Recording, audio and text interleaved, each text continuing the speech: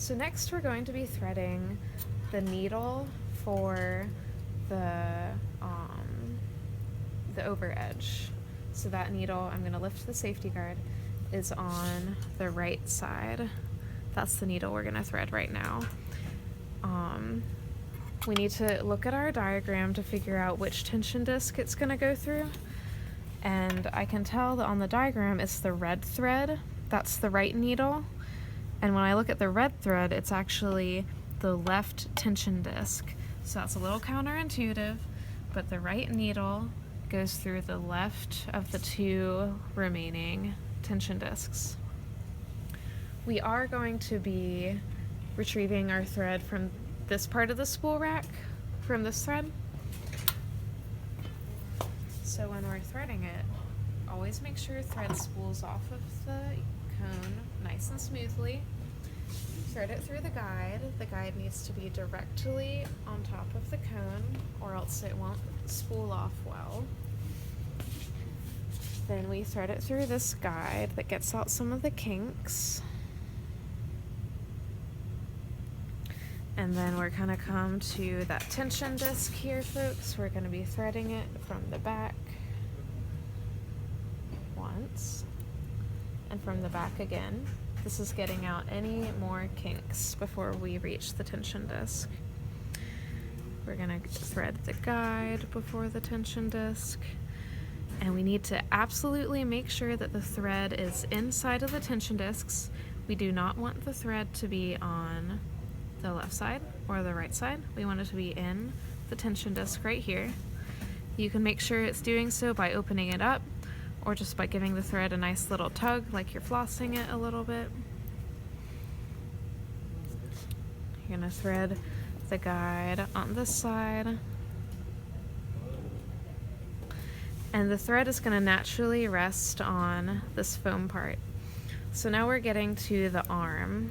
This is a take-up arm that moves, and we need to just consult our diagram. We can see that the red thread goes through a guide and then is resting between the arms of this arm on the top. So it's going to be resting on top of this take-up arm.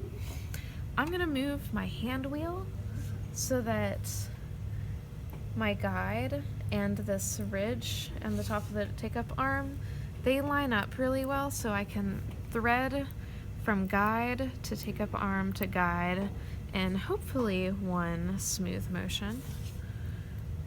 Remember, you can always move that hand wheel to make your life easier.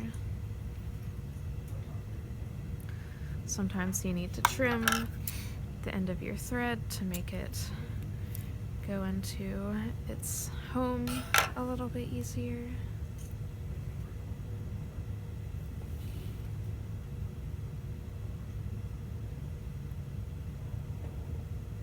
There we go. So that way it went through the guide and then through the arm and through the guide again. And see, this is resting on that foam piece. The next spot we're threading is the guide up here.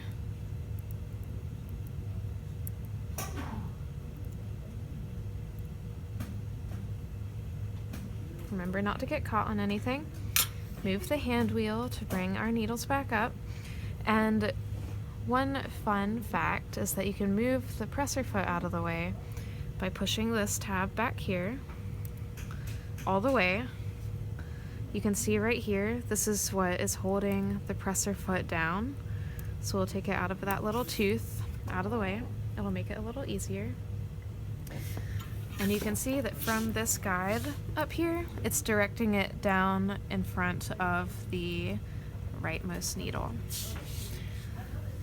We need the thread to go behind this spring plate and behind this bar, but it's easiest to go ahead and thread the needle at this point and then just directing it into those places after you thread the needle.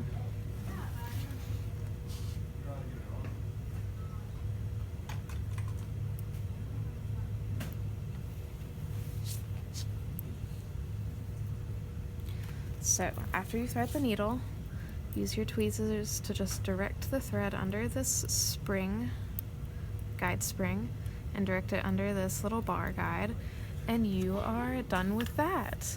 If you are done also threading your other needle at this point, remember to also put the presser foot back on and put the safety guard back on.